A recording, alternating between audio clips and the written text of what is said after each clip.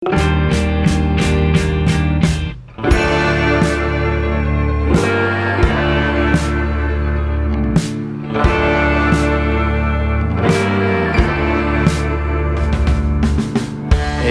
הכיתה שלנו?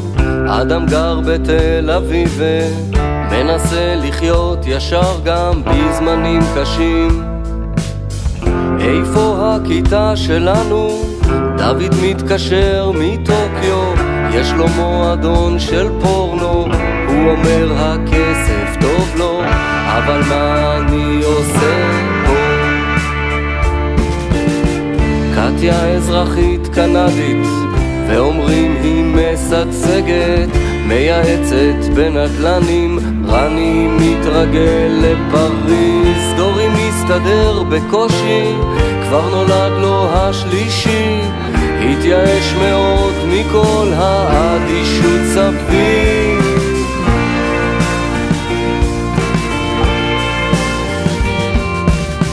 דנה התחתנה בבלגיה, משה התאבד בשוודיה, במפולת המניות הלכו לו 3 דירות.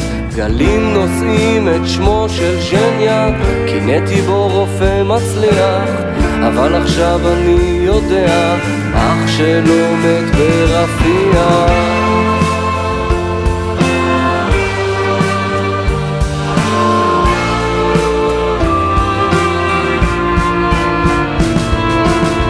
דן יושב על סרבנות כי הוא לא ירה בנשק. אני כותב את ההיסטוריה של כל הכיתה, ואסף הפיזיקאי יחזור לכאן במאי רק לקבל פרס ישראל מראש הממשלה. זאת הכיתה כולה. אז הנה הכיתה שלנו, בגלות, בארץ או בקבר. משהו שונה עכשיו, הפכנו לזרים.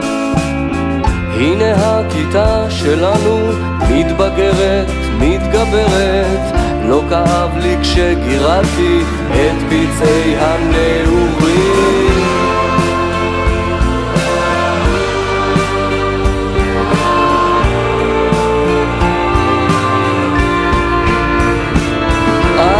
מה אני חולם עכשיו כשמעליי נדלק כוכב?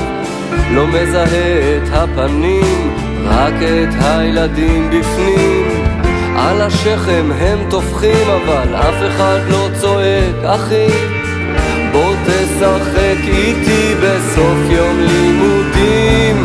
צורכים עלים על הענף, כל איש לעצמו עכשיו. כבר היכנו שורשים, גלות קברים, ארצות ראשים. באים משמאל ומימין, קיום מחסור קורו חמסין. הזיכרון המתרוצץ, תמיד נשאר אותו העץ.